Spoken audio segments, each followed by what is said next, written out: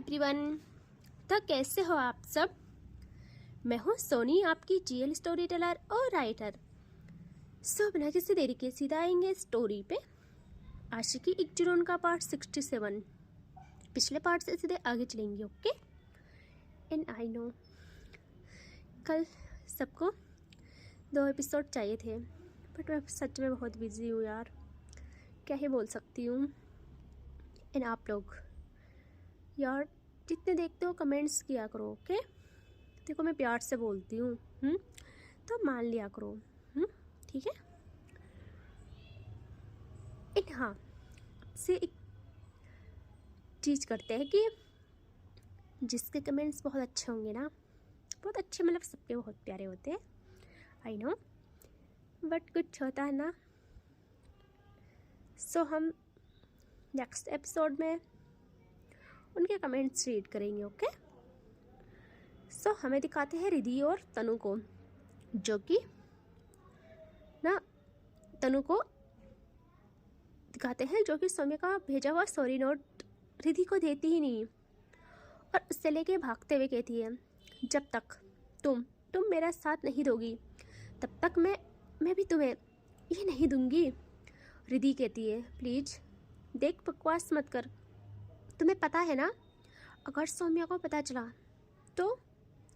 तनु कहती है, और हेलो, उसकी धमकी तो मुझे दिया मत कर, मैं उससे नहीं डरती हूँ, वो ना मेरी सबसे बड़ी दुश्मन है, सबसे बड़ी, और मेरी लाइफ की सबसे बड़ी रुकावट तो वही है मेरे प्यार में। रिद्धि सुनती है, वो कहती है, व्हाट, रुकावट मतलब। तनु कहती है, कुछ नहीं, बट तुम मेरा साथ दोगी, जो मैं बोलूँगी सब करोगी। रिद्धि कहती है, ओके फाइन, ठीक है करूँगी, आप उससे दे दो वापस। तनु कहती है, सच्ची में। रिद्धि कहती है, मुच्ची में। तनु कहती है, गुड गर्ल, और वो उससे रिद्धि के पास ना दे देती है और वहाँ से निकल जाती है बाहर। और रिद्धि देखती है उससे, वहाँ सॉरी लिखा था और कहा था, जान आई नो अभी भी गुस्सा हो, इतने से थोड़ी मानोगे, लेकिन मैं हूँ ना, मैं मना लूँगी आपको, अपने बच्चे को, मेरा वेट करना, ख्याल रखना बहुत सारा। और रिद्धि मान तो गई थी, बट होता है ना थोड़े नखरे मैडम जी के, थोड़े नखरे करने तो बनते थे। वो उन्हें वहीं टेबल में रखती है और अब उसे थोड़ा अच्छा फील हो रहा था। ऐसे ही दिन बीत रहा था। और एक और बात, एक टाइम के बाद उसका डोर नॉक हो रहा था हर बारी, और जैसे हो रहा था उसके पास एक गुलाब आ रहा था, कभी बुके, कभी गुलाब, कभी सॉरी का नोट्स, उस पर लव यू एंड सॉरी वाले नोट्स थे यार भर भर के। रिद्धि को ये बहुत रोमांटिक लगता है कि मतलब इतना ख्याल, इतने बिजी होते हुए भी। देखिए बात ना प्रायोरिटी और लव केयर की होती है, वरना बिजी रहना या कुछ भी ये सब बहाने होते हैं। सौम्या के लिए पूरी तरह रिद्धि ही सब कुछ थी। सौम्या ना रिद्धि के लिए पूरी तरह समर्पित थी, पूरी तरह। धीरे धीरे करके ना अब रात हो जाती है। रिद्धि को गुलाब तो मिल रहे थे, उसके कमरे को गुलाबों से भर लिया था सौम्या ने, लेकिन सौम्या नहीं आई थी। रिद्धि देखती अपने फ़ोन को और वो खुद से नहीं करती कॉल, और सौम्या का कॉल आना भी अब बंद हो गया था। वो ना उन गुलाबों को छूती है और कहती है, ओ कमान राजा, अब तुम आ भी जाओ। जब उससे ना नहीं रहा जा रहा था, उस कमरे में ना उसे उदासी मार रही थी, लाइक सौम्या का हर तरफ एहसास था उसे, उसकी खुशबू फैली हुई थी। और होता है ना एक जगह होती है जहाँ हर कोना उसे सौम्या की याद दिला रहा था, उससे नहीं रहा जाता वहाँ अकेले। और वो आ जाती है नीचे, रूम से बाहर आके नीचे हॉल में आती है। उसे बोरियत भी लग रही थी, वो जल्दी से इधर उधर देखती है और कहती, भाभी लोग कहाँ हैं आज सबके सब। और वो किचन से कुछ आवाज़ें आ रही थी ना, वो कहती, ओह भाभी आप पक्का वहाँ होंगी। और वो जल्दी से वहाँ आती है और जैसे देखती है अंदर ना ताई लोग भी थे और बहुएं भी थी सारी, सिर्फ बड़ी भाभी नहीं थी क्योंकि वो किसी काम से गई थी। रिद्धि जैसे डोर तक आती है, भाभी की नज़र जाती है रिद्धि पे, और वो सब कहते हैं, अरे आप आ गई, कुछ चाहिए क्या, हमें बोल देते, हम ले आते। यहाँ रिद्धि कुछ कहती, तभी एक ताई कहती है, हाँ तुम्हें बोल देती, तुम क्या हो, हाँ ये भी तुम्हारी ही तरह है, इसको अपने साथ अब घर के काम भी करने चाहिए, और तुम ज़्यादा दिमाग मत लगाया करो, अपने काम पे ध्यान दो। वो ना चुप हो जाती है। अरे, और रिद्धि ना कंट्रोल करती है, वो अंदर आ जाती है। वो ताई को मुंह नहीं लगाना चाहती थी क्योंकि उससे पता था कि वो बस रिद्धि को हवा दे रही है कि जिससे इसको गुस्सा आए। और रिद्धि इसलिए कंट्रोल कर रही थी। देखो सौम्या को गुस्सा ना शॉर्ट टेम्पर है, अभी आ गया तो ठीक है, लेकिन रिद्धि का जब गुस्सा आता है तो वो शॉर्ट टेम्पर नहीं है, वो लंबा खींचती है भाई। यार रिद्धि कहती है भाभी को कि भाभी कोई बात नहीं, आप मुझे बताइए, मैं थोड़ा करती हूँ, मतलब थोड़ा सिखाइए मुझे। वो कहते हैं बट रिद्धि कहते कोई बात नहीं भाभी, और भाभी कहते ठीक है, अब रहिए यही, हाँ, और सुनिए रोटी बन रही है ना तो आप उससे बेल ले, ठीक है। रिद्धि कहती ओ ओके ओके भाभी, इसमें मज़ा आएगा। भाभी कहती ठीक है। और रिद्धि को ना रोटी दी जाती है। रिद्धि को खुशी भी थी, बहुत खुशी हो रही थी कुछ करने में। वो ना 2 रोटी बनाती है, बट नक्शा किस देश का था हम नहीं जानते। उसकी मेहनत थी उसमें, उसकी खुशी थी, तो भाभी लोग उसे बहुत प्यार से पकाते हैं और कहते हैं वाह रिद्धि पहली रोटी। हाँ, रिद्धि कहती है बट भाभी ये थोड़ा अजीब नहीं लग रहा दिखने में। तभी ताई कहती है अजीब तो लगेगा ही, जब तुमने बनाई है तो पता नहीं क्या देखा उसने तुम में, इससे अच्छी तो बड़ी बहू की बहन थी, प्यार करती थी, सौम्या को सम्मान करती थी और सबसे ज़्यादा सर्वगुण संपन्न थी। अब खिलाओ इस तिरछे नक्शे को उसे, इसी में उसे सुकून मिलता है ना, इसी के लिए वो इतने सालों पागल बनी फिर रही थी। रिद्धि तो यार क्या ही बोलूं, रिद्धि ना उनके ताने समझ नहीं पाती। वो देखती है भाभी को और कहती है भाभी ये क्या कह रही है बहन एंड ऑल। या भाभी जल्दी से कहती है रहने दो ना रिद्धि, छोड़ो ये सब, आप ना देखो सौम्या को सबसे ज़्यादा पसंद आएगा, उसकी खुशी इसमें ही है ना कि किसी सर्वगुण संपन्न में। और जरा खुद को देखो, हर तरफ से नूर टपकता है आप पे तो पागल बनना बनता है। ये किचन की तपीस तुम्हारे लिए नहीं बनी है रिद्धि। यहाँ ताई कहती है हाँ नूर टपकता है, ऐसे अपनी अदाओं से रिझाओगी तो नूर ही टपकेगा, उसने तो बनना ही था ना पागल, इस अंदाज से सब करेगी तो। और तुम लोग काम पे ज़्यादा ध्यान दो, उनको देर होगी आज आने में। और वो बाहर चली जाती है वहाँ से ये कहते हुए। यार रिद्धि पता नहीं क्यों सहन कर रही थी, लेकिन उसका दिमाग पूरी तरह ख़राब हो चुका था, उसके मन से वो बात हटती ही नहीं। और कहते हैं भाभी बोलो ना, ये किसकी बात कर रही थी, प्लीज़ बोलो।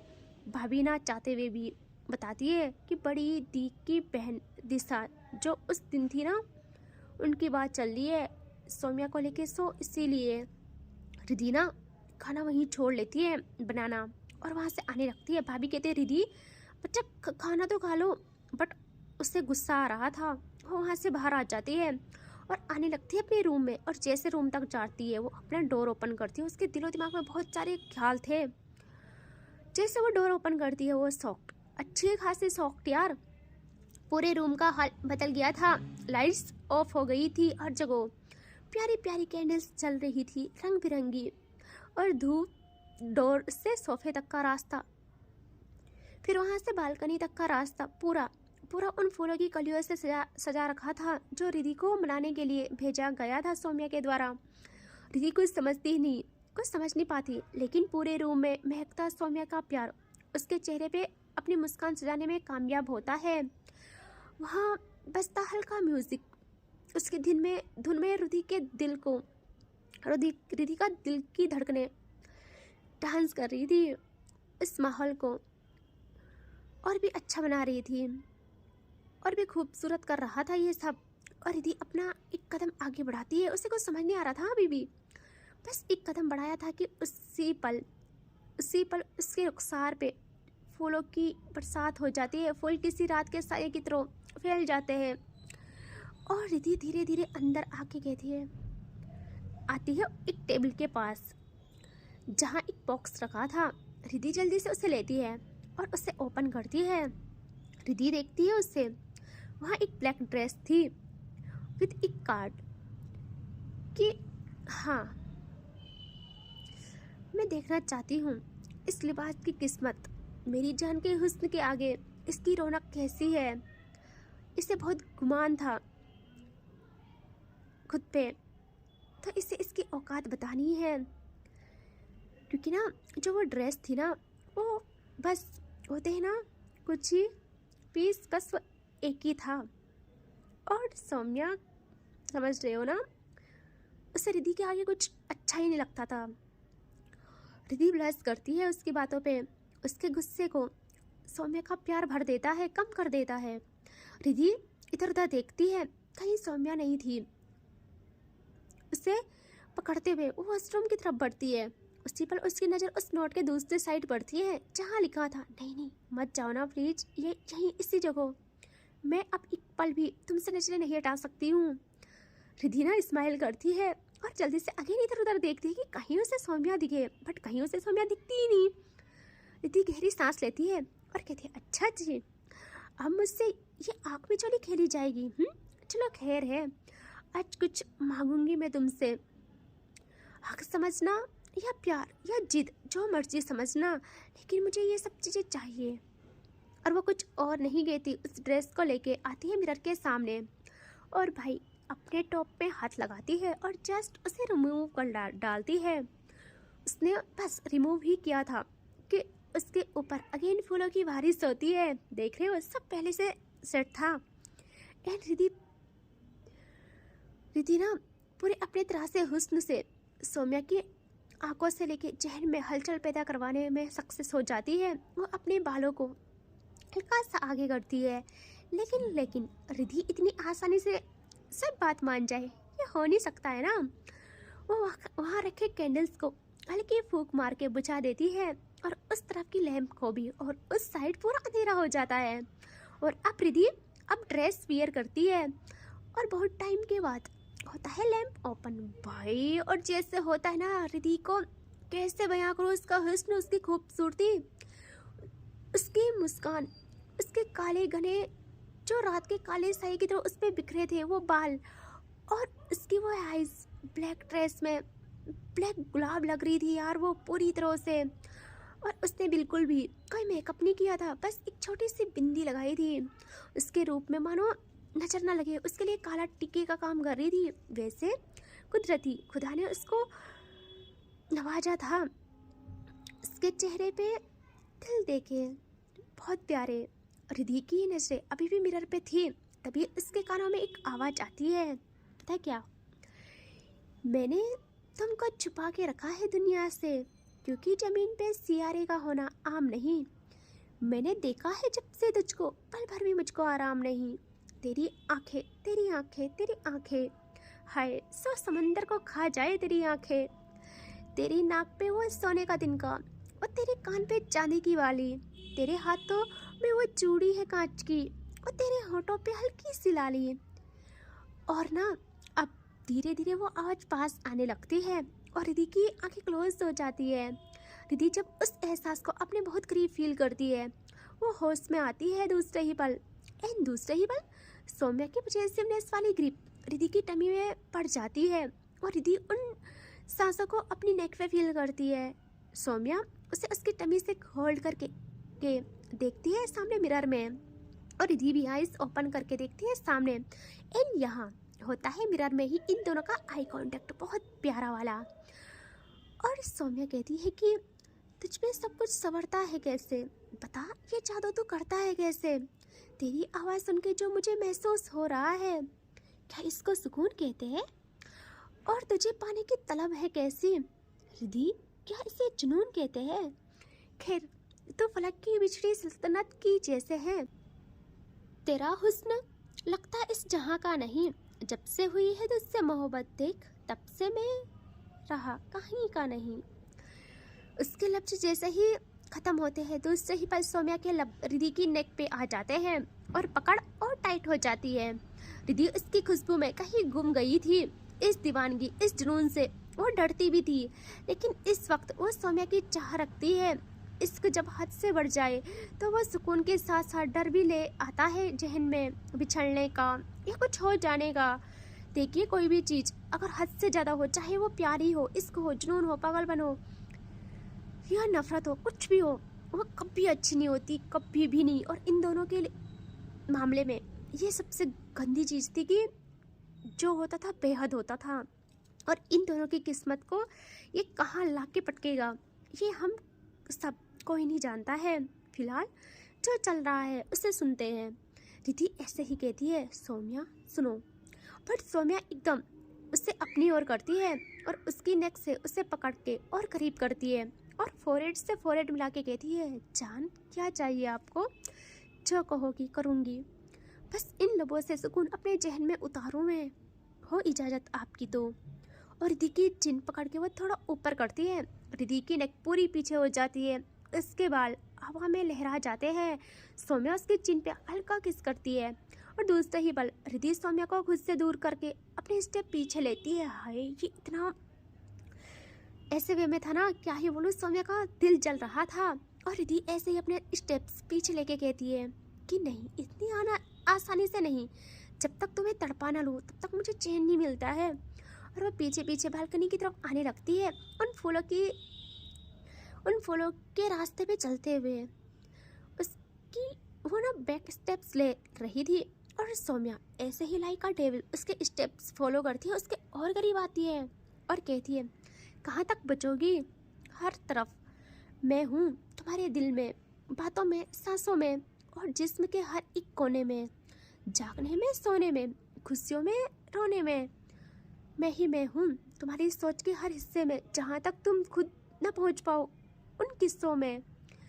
और रिधि जैसे बालकनी में आती है, वो डायरेक्ट पीछे एक क्वीन के लिए सेट किया हुआ सोफे में जा गिरती है और लाइक का क्वीन अपने पैर क्रॉस करके बैठ जाती है। यहाँ उसके सामने एक टेबल सजाई थी फूलों से, कैंडल से, उसकी खुशबू दोनों के प्यार में बरकत ला रही थी। सौम्या उसके पास आती है और झुक के उसके चिन को पकड़ के ऊपर करती है और कहती है, बोलिए क्या चाहिए आपको, आपने कहा था ना आप मांगोगी हक से या जिद से, जो भी कहोगे सब मंजूर, क्योंकि मुझे पता चल गया है इस दिल में हजार उलझने हैं, मेरे रहते मेरी जान परेशान हो, मुझे ये बर्दाश्त नहीं। रिधि एक झटके में सौम्या का कॉलर ग्रैब करके अपने करीब करती है और कहती है, दिशा का क्या चक्कर है, सच सच बताना, तुम उसे किस हद तक जानती हो। सौम्या कहती है, जान तुम बस जुल्फे लहरा के दिन को रात किया करो, बस एक बिंदी लगा के खूबसूरती को मात दिया करो, मुझे जमाने से क्या मतलब, तुम मेरे सामने हो तो सिर्फ अपनी ही बात किया करो। रिधि अगेन उसे घूरती है और कहती है, शब्दों के दाव मत खेलो मेरे साथ, मेरा जवाब दो, मुझे जवाब चाहिए। इन रही बात मेरी कि मैं क्या सोचती हूँ, क्या चल रहा है मेरे दिमाग में, तो एक बात सुनो, मेरी अपनी हदें हैं, मैं अपनी हदें माप रही हूँ। जिस तरह तुम्हारी ताई, तुम्हारी दादी के शब्द हैं, मुझे नहीं लगता मैं कुछ सहन कर पाऊंगी आगे। हाँ है इश्क तुमसे बेइंतहा है, लेकिन मेरा आत्मसम्मान इससे कहीं गुना ज़्यादा हो जाता है और तुम ये भली भांति जानते हो। अगर किसी दिन मेरे सब्र की हद हो जाए तो मैं क्या कर जाऊँ, क्या बन जाऊँ, तुम सोच भी नहीं सकते हो। फिर शायद ही मैं कुछ और देखूँ, तुम्हारा प्यार भी। यार वो ऐसे कहती है। यहाँ सौम्या स्माइल करती है, देख रहे हो उसके दिल में दर्द भी था, फिर भी वो स्माइल करती है एंड कहती है, आई नो मेरी जान, आप कुछ भी कर सकते हो, जो मेरे पे हुकूमत कर सकती है वो आम नहीं हो सकती, और ये बात मैं पहले दिन से जानती हूँ। सब तालों की चाबी है तुम्हारे पास, जो ये लहजा एक शराबी है तुम्हारे पास है दुनिया भर के किस्से भी, चेहरा भी एक किताबी है तुम्हारे पास। तुमको कलियों से फूल खिलाना आता है, तुमको तारों से नूर चुराना आता है तुमको जुगनू को हिम्मत देना, तुमको इस सूरज को भी धूल चटाना आता है। और जान, सौम्या के रहते हुए तुम्हारे सम्मान पे बात आए, मैं ये होने नहीं दूंगी, धिक्कार होगी मुझ पे, चाहे उसके लिए मुझे अपना सब त्यागना पड़े। तुम्हारे इश्क की एक हद है, बात तुम्हारे सम्मान पे आ जाए या गुरूर पे तो तुम इश्क भूल जाओगी, लेकिन मेरा इश्क इन सब से आगे बढ़ चुका है। मेरे जीवन में इश्क, प्यार, मोहब्बत, इज्जत, सम्मान या पागलपन या सांसें या मेरा जीवन सिर्फ एक नाम के अधीन रह गया है और वो रिधि है, समझ रही हो तुम। एंड रही बात दिशा की, तो वो मेरे लिए कोई मैटर नहीं करती, है ना। वो सौम्या ना रिधि का माथा चूमती है और कहती है, रिधि चाहे किसी से भी पूछ लो, मैंने कभी उसे उस नज़र से नहीं देखा और ना मैं उससे उतनी बातें करती हूँ, क्योंकि मुझे जिससे मोहब्बत हुई है वो सिर्फ एक लड़की है और वो तुम हो। और ना वो वहाँ से जाने लगती है। रिधि को एहसास होता है शायद थोड़ा उसके शब्द गहरे थे जिससे सौम्या को हर्ट हुआ हो। जल्दी से उसका हाथ पकड़ के अपने करीब करती है और सौम्या भी रुक के देखती है रिधि को और रिधि कहती है, राजा आप समझ नहीं रहे हो क्या होता जा रहा है मुझे, लेकिन ठीक है तुम्हारे लिए सब करूँगी, प्लीज़ ऐसे मत रूठो। सौम्या अगेन आती है रिधि के पास और उसको जल्दी से गोदी में ले लेती है और आने लगती है अंदर। आई कांटेक्ट ब्रेक नहीं करती और कहती है, रिधि एक बात कहूँ, अब मुझे ना तुमसे ज़्यादा देर तक रूठना भी गवारा नहीं हो रहा है। और वो उससे अंदर लाके नीचे रख लेती है। रिधि देखती है सौम्या को और उसका फेस हाथों में लेके कहती है, क्यों हो ऐसे, क्यों बन गए हो ऐसे, मुझे प्यार है, मोहब्बत है तुमसे और मुझे ये भी पता है प्यार से मोहब्बत से मैं तुम्हें कुछ सिखाऊंगी तो तुम वही करोगे। और इसीलिए बोल रही हूँ ये सारी चीज़ें कम कर लो ना, अच्छे से रह के भी तो सब हो सकता है, ज़रूरी नहीं है किसी को तंग करना, किसी को सताना। आपको अच्छा लगता है ये सब। सौम्या धीरे धीरे दीदी के करीब आके कहती है, ईयर के पास आके कहती है, सब छोड़ दूंगी, ठीक है, सब तुम्हारे खातिर। और उसके ईयर को हल्का चूमती है और रिधि कहती है, ऐसे नहीं, सुनो तो मेरी बात अच्छे से। बट उसी पल रिधि के इस ब्लैक शर्ट ड्रेस के पीछे की डोरी सौम्या की गिरफ्त में आ जाती है और रिधि जल्दी से वहाँ हाथ रखती है अपने बैक पीठ पे और कहती है, सुनो देखो बात चल रही है ना अभी। बट सौम्या दूसरे ही पल उससे खींच लेती है और रिधि के हाथ सौम्या की नेक एरिया पे आते हैं और वो कहते, सुनो अगर आज के बाद मेरी मर्जी के बिना कहीं गए तुम कहीं भी, तो मैं बताऊँ तुम्हें, तुम कहीं नहीं जाओगे, खासकर ऐसी चीज़ों में नहीं। सौम्या उसे ऐसे ही पीछे ले आके आई कांटेक्ट करते हुए एकदम बेड में पुश कर लेती है और रिधि सॉफ्ट वो देखती है सौम्या को और पीछे पीछे खिसक के प्रॉपर पीछे आ जाती है बेड में। उसके आंखों में भी नशा था, क्योंकि जिस तरह सौम्या उसे अपने लिए हर एक टच के साथ पागल कर रही थी, कैसे ही काबू में रहता यार। और सौम्या अपनी बेल्ट पे हाथ रखती है, रिधि के सामने आई कांटेक्ट करते हुए उससे खोल डालती है और कहती है, तुम्हें पता है किस तरह मैं तुम्हारे लिए आज आई हूँ, सिर्फ तुम्हारी नाराज़गी को दूर करने के लिए। तुम्हारी सोच भी जहाँ तक नहीं जाती है वहाँ तक मैं गई हूँ आज और यहाँ तक पहुँची हूँ। और वो उसके करीब आती है, रिधि आंखें बंद करती है और सौम्या जल्दी से पूरा आते हुए रिधि के हाथ उससे टाई कर लेती है। और रिधि उसे लगता है अब सौम्या कुछ करेगी, वो उसे पता था वो कैसी पागल है। बट सौम्या उसके पैरों के पास आके वहाँ लाइक का होल्ड करके सर टिका के सोते हैं ना, वैसे सो जाती है और रिधि की आंखें खुल जाती है और उसके हाथ सौम्या के बालों में जाते हैं। ऐसे ही टाई किए थे उसके हाथ, बट फिर भी वो थोड़ा सा सहलाती है उसके बालों को। सौम्या उसके पैर चूम के कहती है, देख रहे हो यार, मतलब समझ रहे हो, रिधि के लिए तो उसका गुरूर भी बहुत मायने रखता था, लेकिन सौम्या के लिए रिधि के आगे उसका गुरूर भी कुछ नहीं था यार, कुछ नहीं। और ऐसे ही सौम्या कहती है, जान मैं करूँगी, जो बोलोगे जैसा बोलोगे सब करूँगी, ओके। रिधि कहती है, तुम्हें पता है मैं सोच रही थी यहाँ से जाने के लिए आज। और सौम्या जैसे ये सुनती है ना भाई, जो आग लगती है ना, उससे क्या ही बोलूँ। सबको पता है उसका क्या है, एक सेकंड में वो प्यारा मासूम चेहरा बिल्कुल लेन वाली रूप में आ जाती है। वो ना रिधि की नेक में हाथ रख लेती है, एक सेकंड के हिसाब से ऊपर आके रिधि की नेक में हाथ रख लेती है। और रिधि शॉक्ड कि इससे अभी क्या हुआ, मैं तो बस बात कर रही थी। और रिधि के नेक में उसके दबाव से रिधि की आइज क्लोज हो जाती है और वो बेड में पूरा खुद को रख लेती है। सौम्या की ग्रिप सॉलिड थी यार। और सौम्या उसके करीब आके कहती, तुमने ऐसा सोचा भी कैसे? तुम्हें पता है ना अभी जो इंसान प्यार में पागल दिख रही थी, इस वक्त जो जुनूनी पजेसिवनेस से भर जाती है, क्या ही बोलूँ कि खुद रिद्धि ये नहीं समझ पाती कि इससे क्या हुआ। सौम्या उसके कानों के पास आके कहती है, तुमने सोचा भी कैसे जाने का? तुम्हें ये बात अच्छे से पता होनी चाहिए, तुम सौम्या की हो। तुम्हारे लिए मैं तुम्हारे कदमों में ताउम्र गुजार दूं, और अगर तुमने मुझसे दूर जाने की सोची भी तो मैं तुम्हारे साथ साथ खुद को भी खाक कर डालूंगी।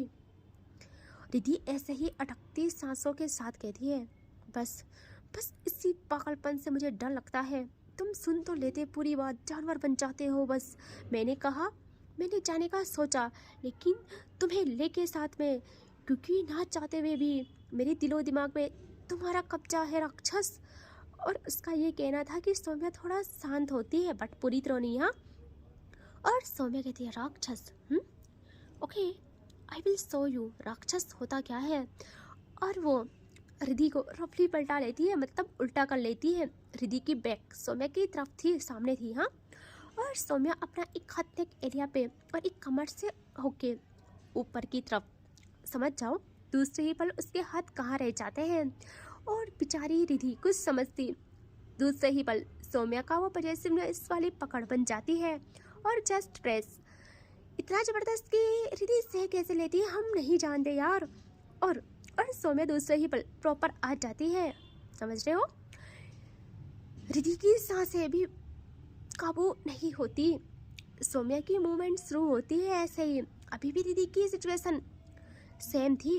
सौम्या अब रिद्धि के कान के पास आती है और हल्का प्यार करती है उससे, और नेक को अपनी ओर करती है ऐसे ही। हाँ, उसके फेस को अपनी तरफ करती है और इसके लबों पे आते ही अपने जुनून को, अपनी दीवानगी को रखने लगती है। इतना ज़्यादा कि सलाइवा ट्रांसफ़र हो रहा था यार। सौम्या बिल्कुल नहीं रुकती, ना प्रेसिंग रुकती है।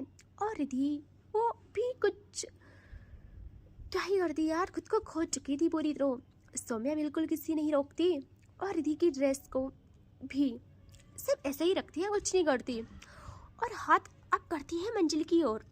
उसके हाथ ना, एक हाथ नेक पे एंड एक मंजिल की तरफ जाने लगता है, और हल्का ब्रेक करके कहती है, जान दोबारा बोलो राक्षस। बोलो। रिद्धि ऐसे ही कहती है, राक्षस हो तुम सच में।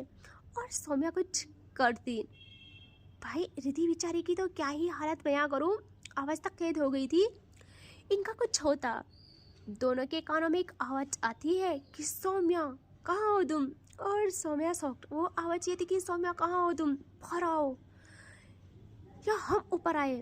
और सौम्या वो जल्दी से रिद्धि को छोड़ देती है, और रिद्धि देखती है सौम्या पे, और सौम्या वहाँ से उठने को होती है कि रिद्धि जल्दी से उसका हाथ पकड़ती है और कहती है, कहाँ जा रहे हो तुम। सौम्या कहती है, रिद्धि जाना होगा, देखो ना दादी। रिद्धि कहती है, मैंने कहा ना नहीं जाओगे तुम। सौम्या कहती है, जान समझो। रिद्धि कहती है, नहीं, चुपचाप आओ यहाँ। सौम्या कुछ करती, अगेन आवाज़ आती है, और इस बारी एक फायर भी। और सौम्या को ना चाहते हुए भी वहाँ से बाहर निकलना होता है, क्योंकि वो ये भी जानती थी ना कि वो किस तरीके से वहाँ से आई है। वो बात रिद्धि को नहीं बताती ना, और रिद्धि का दिमाग खराब हो जाता है पूरी तरह। एंड सौम्या वहाँ से बाहर निकल आती है। देख रहे हो बेचारों का कुछ हुआ ही नहीं यार। एंड इसके आगे देखेंगे नेक्स्ट पार्ट में, ठीक है। Take care, bye bye.